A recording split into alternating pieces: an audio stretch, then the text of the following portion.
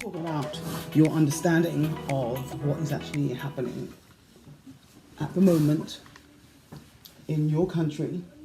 So tell me again what you think is happening and why you think it's happening. A lot of protests. Yeah. Because this black man, he was strangled to death with like a police officer's knee. Okay. Yeah, so a lot of people are angry about it and they're protesting, and they're trying to do bad things to police officers. Okay. I'll start by saying that most of the people that are protesting this thing that happened, this murder that happened, most of them are protesting because they want change, because they want things like this to stop happening. The people that are going around breaking into stores and stealing stuff, they're not necessarily doing it because they're trying to get a message across. They're doing it because they want to steal and they want to get hold of things that don't belong to them, and they're using this or something like this as an excuse. The thing is, this murder that took place in full view of other people on the street, in full view of people filming, this officer that chose to do this, it didn't matter to him that people were watching. He even had his own officers or other, his peers, his colleagues, maybe his friends, standing around watching him basically take the life out of this man's body. The reason he felt he had the power to do it, first of all, is because he wears a badge. Secondly, because he's white. And thirdly, because it's happened many times before where either racist police officers or just racist people in general have taken the lives of other brown and black people, and they've been able to get away with doing it, which means they have not been prosecuted, charged, prosecuted, sent to jail for basically killing someone based on the color of their skin. And the problem is, it keeps happening. So tell me what you understand the history of African Americans in America. Well, they were first slaves. Do you know where did they come from? Africa. Okay. Did they come on vacation? No. Okay.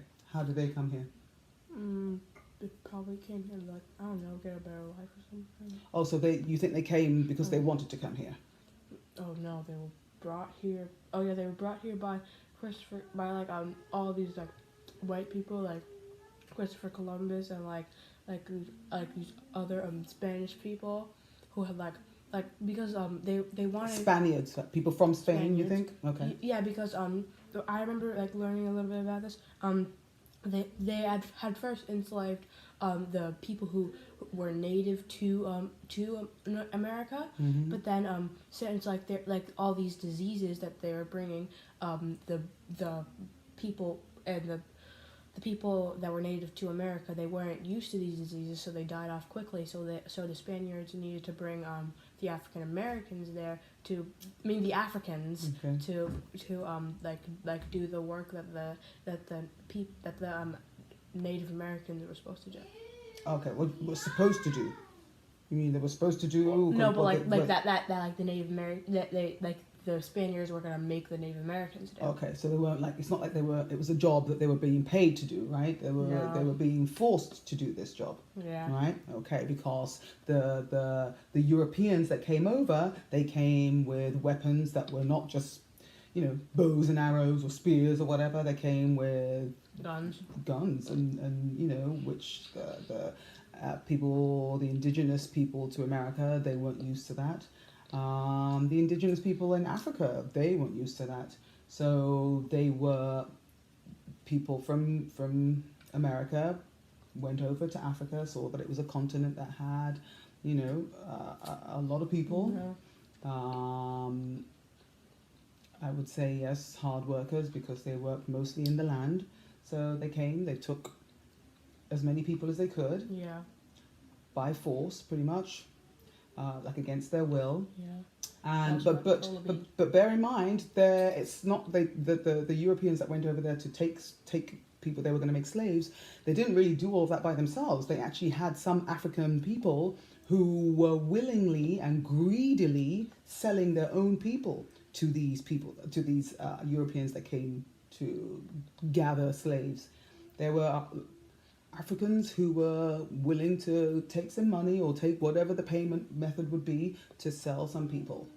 So a lot of Africans were brought over to America against their will and made to work the land. So whether it's picking cotton or whatever, all of the other things that the Europeans did not want to do, or Yeah. they needed help doing and didn't have enough people to do it. So eventually there was a law created where slavery was abolished. Do you know what that word abolish means? I mean, no more. Okay, so it was made illegal basically. It was put into law. But it didn't change necessarily the mindset of a lot of people. Some of the slave owners, they didn't agree with it, and some of them chose to not actually adhere or abide by that law. They went ahead and kept their slaves anyway. A lot of slaves ended up running away and being found and killed. Tell me what you understand about the civil rights movement. Martin Luther King and like many other people, Martin Luther King and many other people, they they made like protests, mostly peaceful, some not peaceful protests, like against segregation and like racism. Yeah. And do you think they succeeded with their protests of trying to stop racism or trying to stop segregation? I mean, they certainly did manage to stop segregation. As I've discovered, obviously Mummy's from England. Mummy's mummy, as in your grandmother that you never did get to meet, and your grandfather that you never did get to meet. They were directly from Africa. They were among many Africans and Jamaicans that did come to England or go to England of their own will. They were not taken as slaves. They chose in the 60s, 50s, whatever it is, to go to England. Some of them came to America to basically come and have a better life than they were having in Africa or in Jamaica. Most of them came really for an education. A lot of them came to basically get a higher education, and a lot of them got their education and then went back to the country they came from. Went back to Africa or went back to Jamaica. But many did decide to stay, got jobs, started families. And my parents were one of them. Started a family. Yeah. You. That's how I came to be, not in the 60s. In the 60s. I'm a 70s baby. But in America, there was still a lot of people that had the mindset that black people or brown people were not... should always be slaves, that they were not real human beings. They should always only be used as slaves. They did not have the right to be treated on an equal level as the white people. There's a lot of people that felt that way, but there's a lot of people that didn't. I've told you many times that I guess in the 50s, 60s still, I think there was still a law that prohibited a black person from being with a white person or marrying someone who was another colour than they were, a different colour than they were. So I've told you there was a time, and it was only maybe 40 years ago that this law was changed. Daddy and I would not have been allowed to stay together, or we would have to have gone to England or something. If I'd met him here, we'd be like, okay, well, we can't stay here because your country does not allow interracial marriage or whatever, or relationships. So we'll have to go back to England where it is allowed.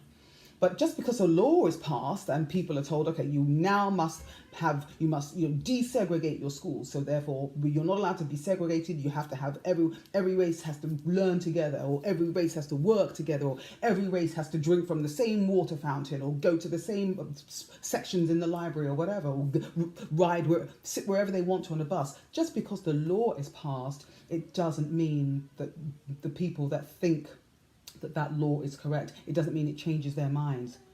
it just makes them maybe go a little bit underground, so they decide to kind of not really talk about how they really feel, or or as we saw in the films that we've seen about the civil rights, or things that we've read about civil rights. They were protesting as well. Black people were protesting because they didn't want segregation and they wanted equal rights. White people would be protesting saying, no, you do not deserve rights. And they would use the N-word, which you know what that is. Yeah. And that's how it went on for a long time. And even though the protests kind of died down and desegregation came to be, it had to happen. Many black lives were lost by them just getting beaten to death, or shot to death, or lynched. That's another word, which, my God, I can't believe this is a word that's even... Anyway, lynched means basically like a group of white people would go and, kidnap a black person, whether it be a woman or a man or a child, and put a noose hanging from a tree and basically hang that person in full view of, so that anyone driving by can see this person hanging from a rope from a tree, hanging until they die. So those were lynchings. And so what this officer did, moving forward now to today, what that officer did in full view of everyone was basically a modern day lynching. Yeah, he put his knee on his neck. Yeah.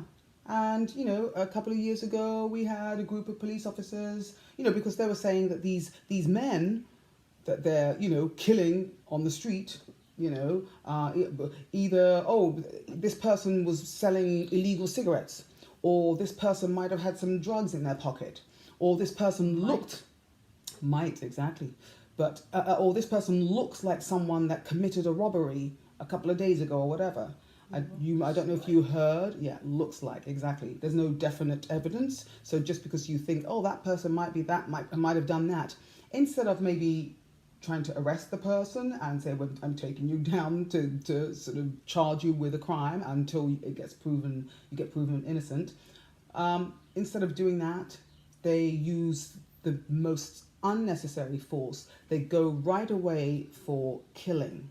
They go right away for the option of ending your life, and then we'll discuss the actual situation, the potential crime. We'll discuss it afterwards. But at that point, when you discuss it when the person's already dead, it's a bit too late. So, what if the person's innocent? Well, if the person's innocent, the officer or the racist that has taken that person's life, they don't care, because all they care about is eliminating the life of a brown or a black person. That's all they care about. They don't care that maybe they might have people up in arms and protesting and angry at them, or they might lose their job, which even that only just started happening recently. But police officers brutalizing and Do they care killing... about going to jail? No, probably not. Probably not. It's probably more important to them that they end the life of this brown or black person. And that's why it's a scary thing. It's becoming apparent to me that times aren't getting better, and it's a scary thing to be a brown or a black person in America. Now, how do you consider yourself? I know we've always said you're cinnamon and Michael John is whatever else, but what would you say if someone said, describe yourself? What would you say? Mixed race. Oh, you do class yourself as mixed race? Is that because you've heard me say it, or have you heard other people say it? Because I know what it means now. Oh, tell me what your understanding is. It means that you're from someone from two different races. Yeah, two or more. It could be more races. Yeah, someone who's maybe Italian or something. Yeah. Is with someone who's maybe Spanish or something. Yeah. Mexican or something. Yeah. And they get together and they have a baby, and the baby's mixed race. That's right. And that's a race in itself.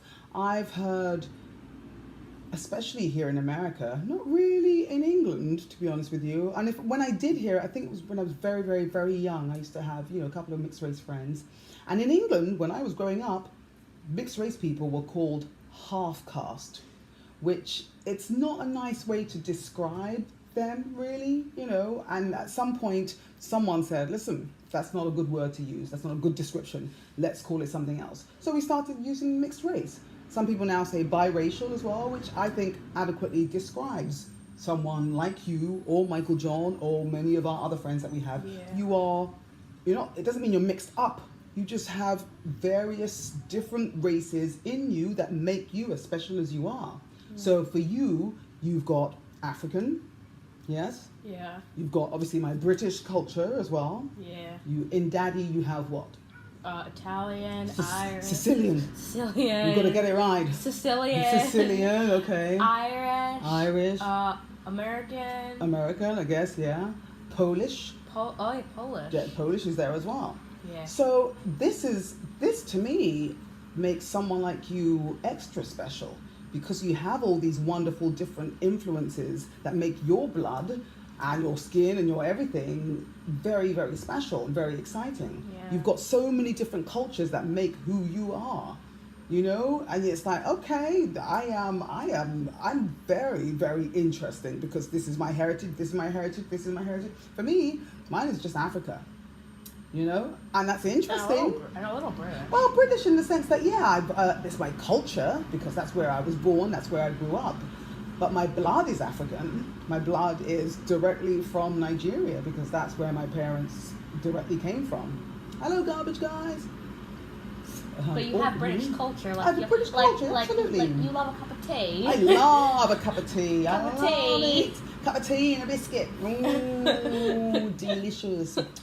But you know what I mean? So I have that, but also I have some of the Nigerian culture, like you know, if I put on some of the music or whatever, whether you guys understand it or not, it's part of twerk. Yeah, no, the twerk is not an African thing. It's not a twerk. It's not a twerk, although it's turned into a twerk because it's very, very heavily influenced by the American culture.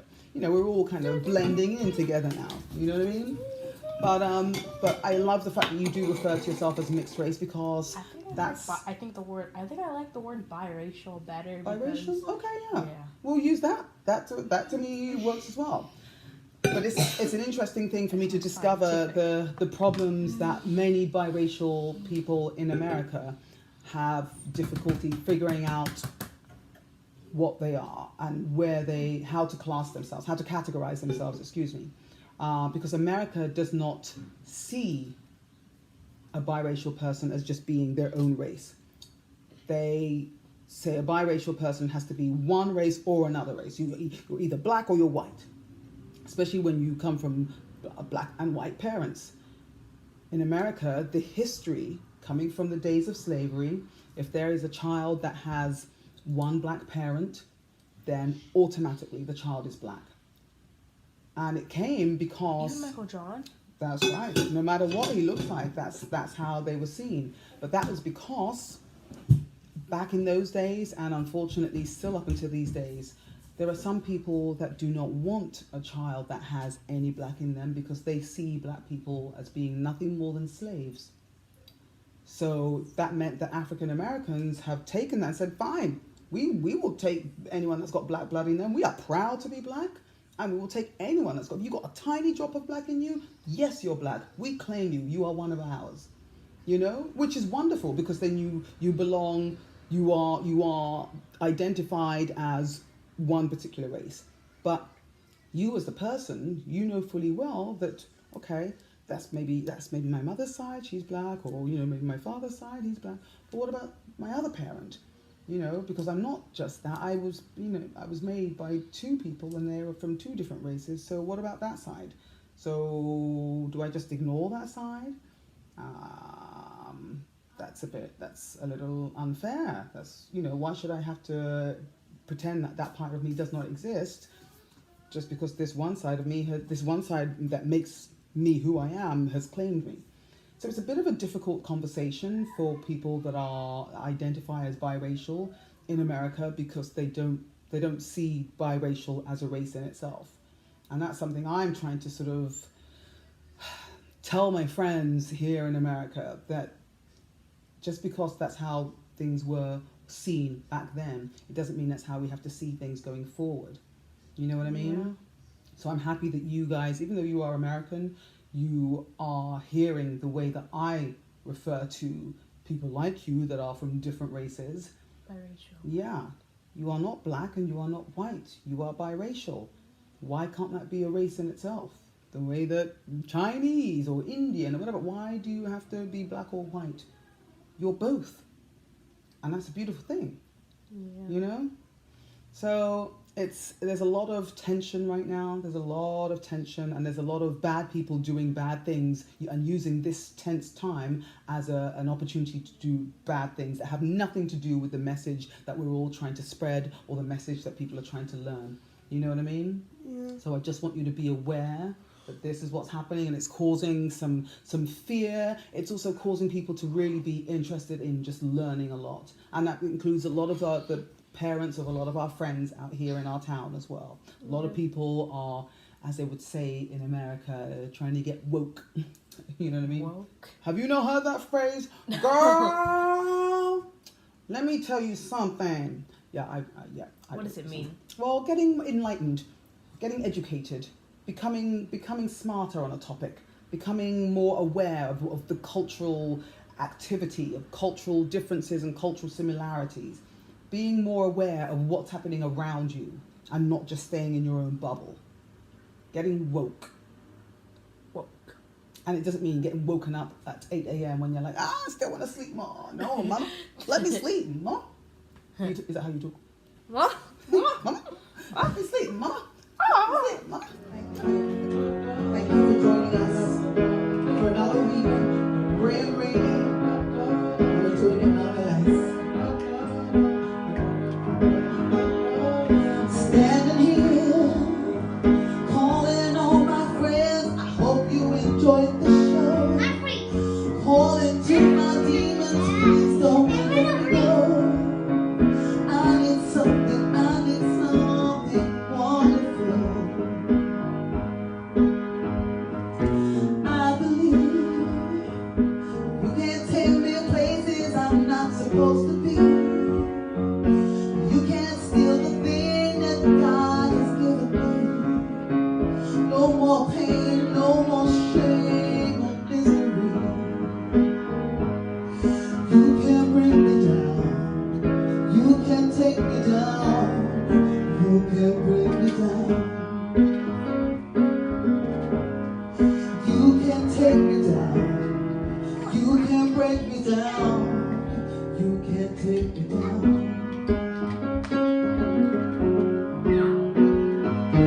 Love and hate. How much of this are we supposed to tolerate? Can't you see there's more to me than my mistakes? No more pain, no more misery. I believe you can take me places I'm not supposed to be. You can take the thing that God has given me. No more pain, no more shame and misery. You can take me down. You can bring me down. You can take me down.